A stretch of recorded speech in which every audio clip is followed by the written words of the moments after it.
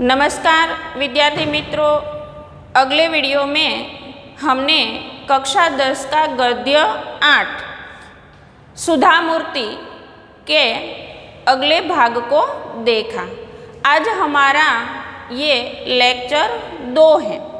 अगले वीडियो में हमने देखा कि सुधा मूर्ति ने किस प्रकार से अपने इंजीनियर के पद के लिए टाटा कंपनी में आवेदन पत्र दिया था। पहले तो उन्होंने उस कंपनी के जो महिला उम्मीदवार के लिए उम्मीदवारी न देने का जो अर्जी पत्र न देने की जो बात थी उसका विरोध किया। उसके लिए उन्होंने उनके प्रमुख को पत्र भेजा और बाद में जब उसे बुलाया गया कंपनी के खर्चे पर और वो इंटरव्यू देने जाती हैं तब उसे कई प्रकार के प्रश्न पूछे जाते हैं।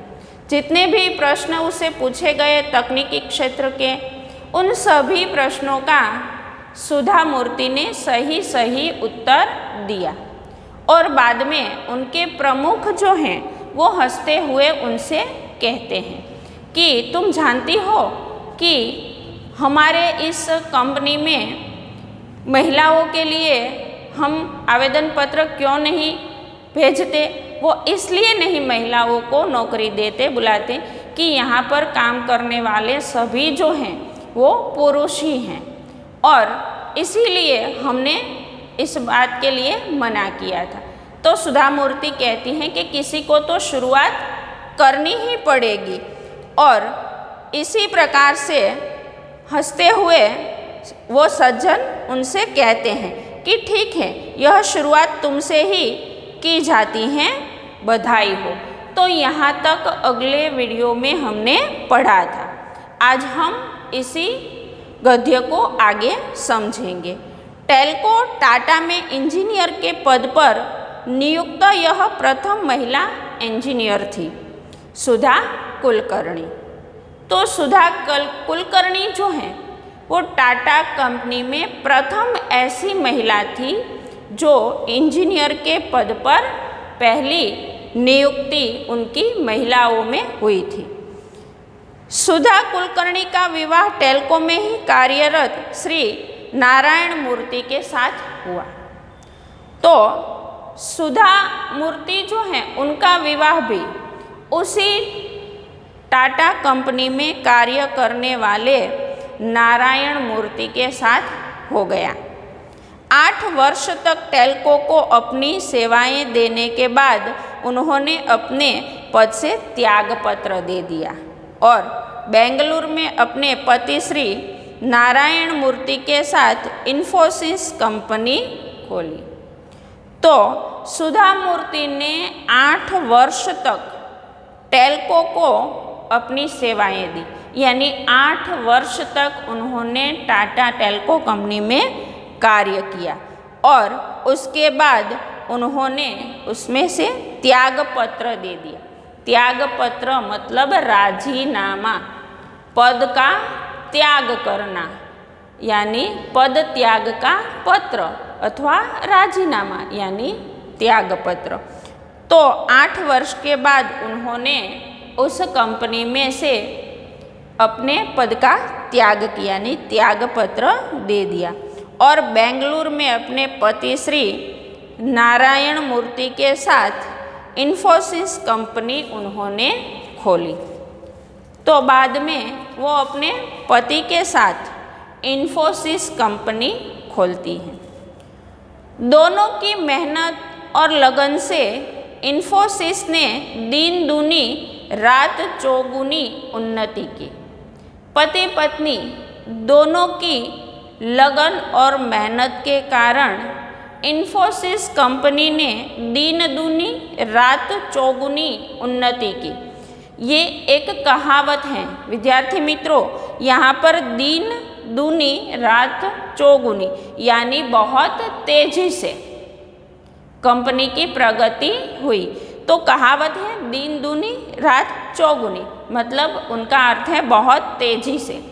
तो सुधा मूर्ति और उनके पति की दोनों की मेहनत के कारण उनकी कंपनी जो है वो दिन दूनी रात चौगुनी यानी बहुत तेज़ी से उनकी जो प्रगति है वो हुई।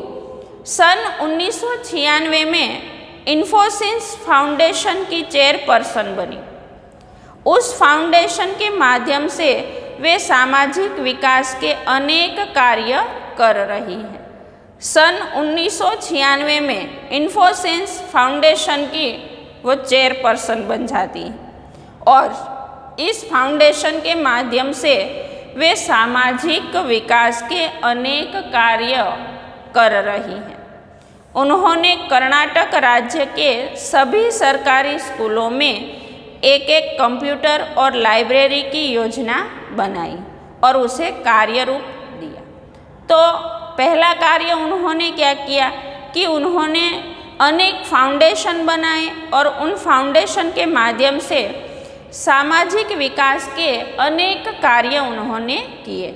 उन्होंने कर्नाटक राज्य में सभी जो सरकारी स्कूल थी वो सभी सरकारी स्कूलों में एक एक कंप्यूटर और लाइब्रेरी की योजना बनाई और उसे कार्यरत किया।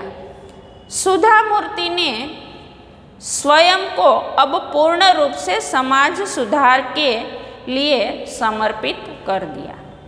तो पहले तो वो थोड़ा अपनी कंपनी का कार्यभार संभालती थी, लेकिन अब उन्होंने अपने आप को स्वयं पूरी तरह से समाज सुधार के कार्य के लिए अपने आप को समर्पित कर दिया, यानी पूरी तरह से अब वो समाज सेवा में जुड़ गई। बेल्लारी, बीजापुर, हुबली आदि के अस्पतालों को उच्च तकनीकी चिकित्सा उपकरण उपलब्ध करवाए।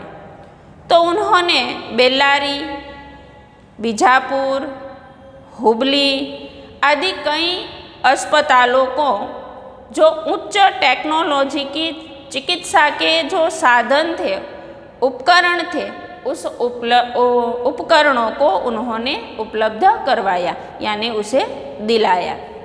कांची में कैंसर अस्पताल, औरंगाबाद, बेल्लारी, गुलबर्ग, पट्टुमडाई, बेंगलुरु आदि में चिकित्सा सहायता तथा उस्मानाबाद जिला, ओडिशा के कालाहांडी और आंध्र प्रदेश के सूखा पीड़ित क्षेत्र में राहत कार्य करवाए।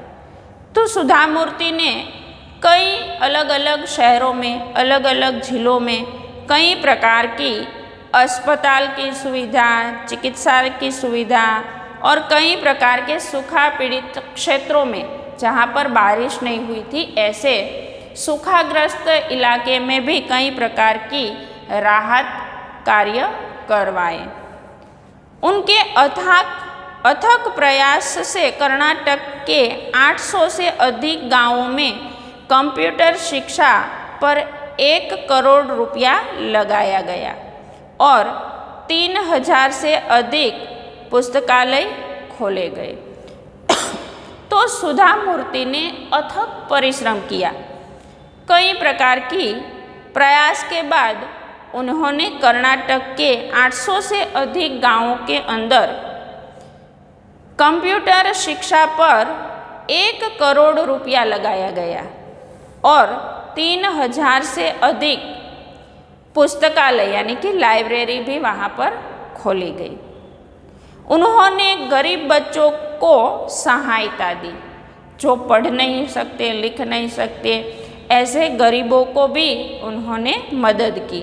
स्कूलों की इमारतों का निर्माण करवाया, नई नई स्कूलें बनवाई, इमारत बनवाई। अधिकतम अंक लाने वाले बच्चों को छात्रवृत्ति दी। जो बच्चा पढ़ाई में अव्वल हैं, प्रथम आता है, लेकिन वो गरीब हैं, उनके पास आगे पढ़ाई के लिए पैसे नहीं हैं, ऐसे अधिक अंक लाने वाले बच्चों को सुधा मूर्ति ने छात्रवृत्ति भी दी और गांव में लगभग 300 कंप्यूटर वितरित किए। और उस समय में उन्होंने गांव में लगभग 300 कंप्यूटर का भी वितरण किया। 13 पुस्तकों की लेखिका सुधा मूर्ति ने 13 पुस्तक लिखे।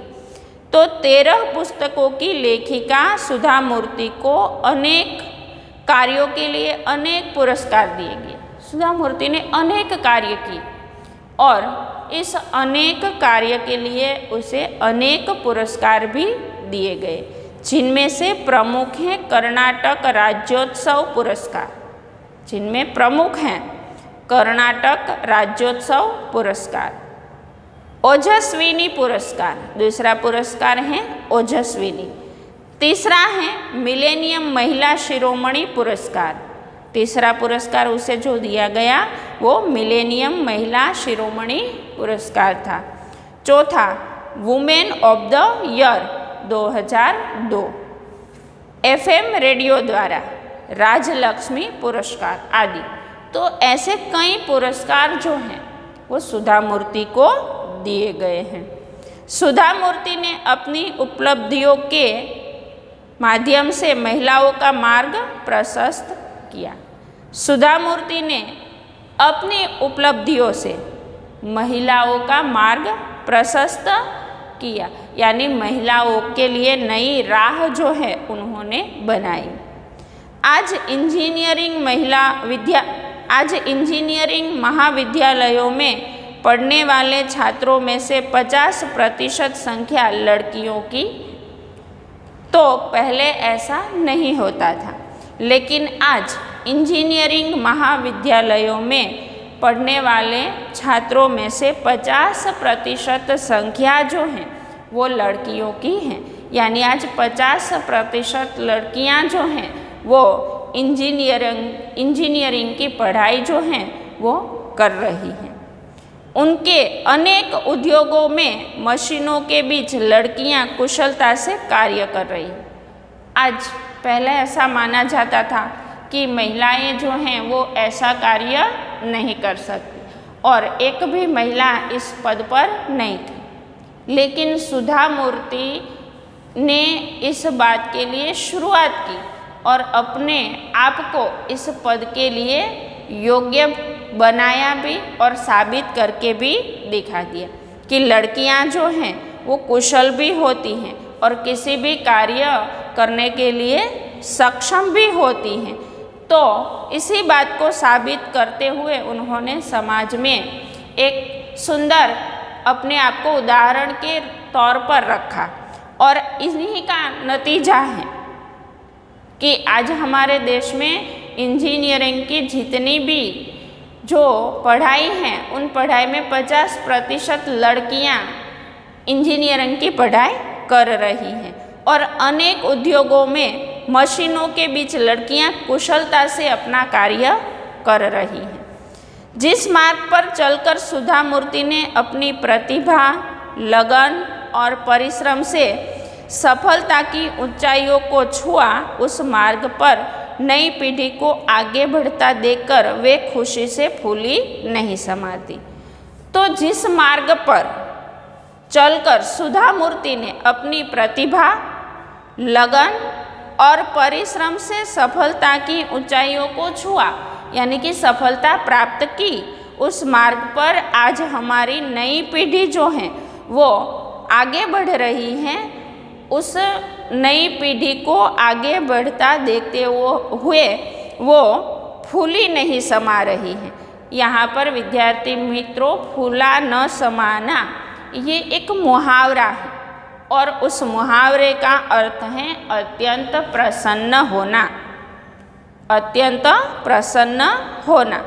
तो सुधा मूर्ति ने जब देखा कि आज के युग में जो 50% लड़कियां हैं वो इंजीनियरिंग की पढ़ाई भी कर रही हैं और बड़े बड़े कारखानों में बड़े बड़े मशीनों के बीच रहकर सफलता से अपना कार्य भी कर रही है, तो ये देखकर सुधा मूर्ति हैं वो खुशी से फूली नहीं समा रही हैं, यानी अत्यंत प्रसन्न हो रही हैं।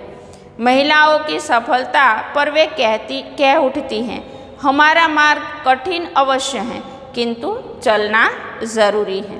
तो महिलाओं की सफलता को देखकर वे ये कह उठती हैं कि हमारा मार्ग कठिन अवश्य है किंतु चलना ज़रूरी है। यानी महिलाओं के लिए समाज में कोई भी ऐसा कार्य नहीं है जो महिलाएं नहीं कर सकती। ये थोड़ा मुश्किल अवश्य है, कठिन मार्ग है, शुरुआत करना बहुत ही कठिन है, लेकिन चलना ज़रूरी है। अगर कोई महिला उसे कठिन मानकर उस कार्य को छोड़ देगी तो वो कभी अपनी प्रगति नहीं कर सकती। इसीलिए यहाँ पर सुधा मूर्ति हमें कहना चाहती हैं कि हमारा मार्ग कठिन अवश्य है किंतु हमें चलना भी ज़रूरी है। यानी हमें अपने कार्य पर आगे चलना चाहिए। किसी भी बात को लेकर कोई महिला या कोई लड़की या कोई स्त्री ये न समझे कि वो ये काम नहीं कर सकती। सभी स्त्रियां, सभी महिलाएं सभी कार्य कर सकती हैं। उनके लिए हिम्मत चाहिए और मेहनत और लगन चाहिए। तो यहाँ पर हमारा जो ये गद्य 8 हैं ये यहाँ पर पूर्ण होता है। विद्यार्थी मित्रों, आपको उसके स्वाध्याय के प्रश्न लिखने हैं अपनी बुक्स में। तो मैंने आपको पहले भी कहा था कि आपको स्वाध्याय के प्रश्न अपनी बुक्स में लिखकर तैयार रखना होगा।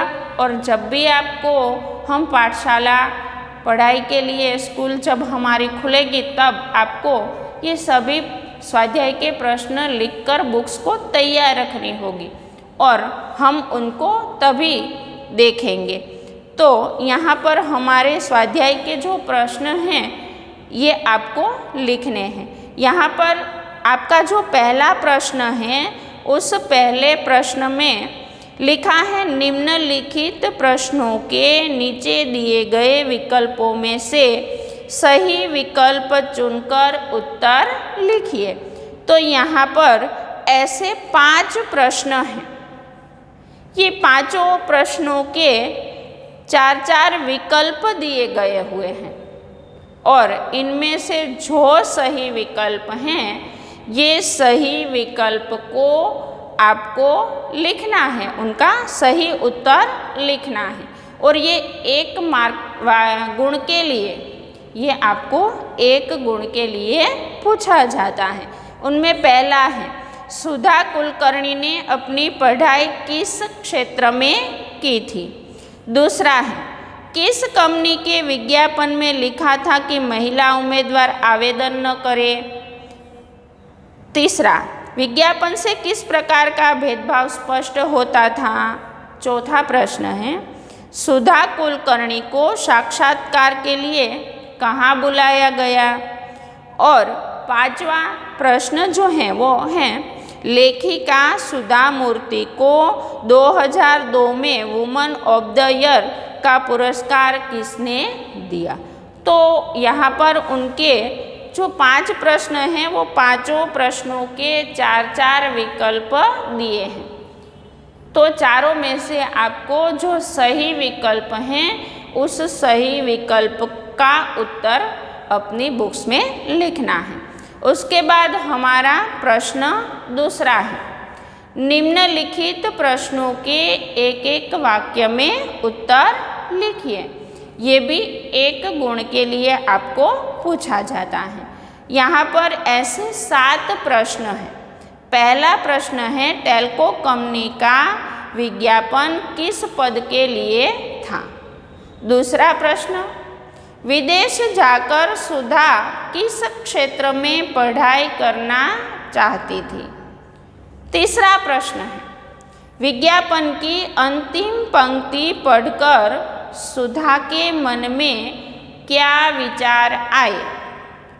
चौथा प्रश्न है वृद्ध सज्जन ने स्नेहमयी वाणी में साक्षात्कार के समय सुधा से क्या कहा। तो 5वां हमारा प्रश्न है सुधा कुलकर्णी ने किससे शादी की थी। सुधा कुलकर्णी ने किससे शादी की थी। छठा जो हमारा प्रश्न है इन्फोसिस फाउंडेशन ने कर्नाटक के सरकारी स्कूलों के लिए क्या किया। और 7वां प्रश्न सुधा मूर्ति महिलाओं की सफलता पर क्या कह उठी? सुधा मूर्ति महिलाओं की सफलता पर क्या कह उठी? तो ये निम्नलिखित प्रश्नों के एक एक वाक्य में उत्तर लिखिए। ऐसे 7 प्रश्न हैं। इन 7 प्रश्नों का आपको अपनी बुक्स में उत्तर लिखना है। तीसरा प्रश्न, निम्नलिखित प्रश्नों के उत्तर 2-3 वाक्य में लिखिए। निम्नलिखित प्रश्नों के उत्तर 2-3 वाक्य में लिखिए। तो ऐसे 4 प्रश्न हैं जिनका उत्तर आपको 2-3 वाक्य में लिखना है। तो उनमें पहला प्रश्न है, टेल्को विज्ञापन में चौंकाने वाली बात क्या थी? दूसरा प्रश्न है, सुधा ने स्त्री पुरुष के भेदभाव के लिए क्या निश्चय किया? सुधा ने स्त्री पुरुष के भेदभाव के लिए क्या निश्चय किया? तीसरा प्रश्न है, सुधा और नारायण मूर्ति ने इन्फोसिस फाउंडेशन द्वारा क्या क्या कार्य किए? सुधा और नारायण मूर्ति ने इन्फोसिस फाउंडेशन द्वारा क्या क्या कार्य किए? और चौथा प्रश्न है, कर्नाटक सरकार तथा अन्य संस्थाओं द्वारा सुधा को किन पुरस्कारों से सम्मानित किया गया? तो ये 4 प्रश्न हैं। इन चारों प्रश्नों के उत्तर आपको 2-3 वाक्य में लिखने हैं। अब जो हमारा प्रश्न है ये है प्रश्न 4। निम्नलिखित प्रश्नों के 4-5 वाक्य में उत्तर लिखिए। निम्नलिखित प्रश्नों के 4-5 वाक्य में उत्तर लिखिए। तो उनमें ऐसे 3 प्रश्न हैं। पहला प्रश्न है, साक्षात्कार में सुधा ने अपनी दृढ़ता का परिचय कैसे कराया? दूसरा प्रश्न, सुधा के स्थान पर आप होते तो क्या करते? और तीसरा प्रश्न, सुधा मूर्ति महिलाओं के लिए किस प्रकार प्रेरणा मूर्ति हैं? सुधा मूर्ति महिलाओं के लिए किस प्रकार प्रेरणा मूर्ति हैं? अब निम्नलिखित शब्दों के पर्यायवाची शब्द दीजिए। ये जो प्रश्न 5, परिसर, शुरुआत, मेहनत, सूखा, अनुसंधान और पुरस्कार। तो ये 5 के आपको विरुद्धार्थ शब्द लिखने हैं। उन 5 के आपको पर्याय शब्द लिखने हैं और उसके बाद निम्नलिखित शब्दों के विलोम शब्द यानी कि विरुद्धार्थ शब्द आपको लिखना है। पहले के पर्यायवाची शब्द और 5वें के पर्यायवाची शब्द और 6ठे प्रश्न में विरुद्धार्थ शब्द के आपको अर्थ लिखने हैं, जिनमें है आवश्यक, सौभाग्य, उपस्थित, सज्जन, अपना, उच्च અને अधिकतम। उसके बाद निम्नलिखित शब्दों की भाववाचक संज्ञाएं बनाइए। यह है 7वां प्रश्न, अधिक, सफल, आवश्यक, असमान, पुरुष और स्त्री। और 8वां प्रश्न है, निम्नलिखित मुहावरों के अर्थ देकर वाक्य में प्रयोग कीजिए। फूला न समाना और बात न पचना। बात न पचना और फूला न समाना, ये 2 मुहावरे हैं, उनके आपको अर्थ लिखने हैं। यहाँ पर बात न पचना मतलब अविश्वसनीय होना या बात गले न उतरना अथवा तो बात समझ न पाना। ये तीनों में से कोई भी अर्थ आपको लिखना होगा या आप लिख सकते हैं। और अंतिम प्रश्न है, निम्नलिखित कहावत का अर्थ समझाइए। ये कहावत भी आपको एक लिखनी होगी, उनका अर्थ भी आपको लिखना होगा। दिन दूनी और रात चौगुनी, तो मैंने यहाँ पर उनके अर्थ भी लिखे हैं। तो विद्यार्थी मित्रों, ये था हमारा गद्य 8। अब आपको उनके स्वाध्याय को भी लिखना है और मैं मान रही हूँ कि आप अच्छी तरह से इस गद्य को समझ सके होंगे। आज के लिए इतना ही। अस्तु।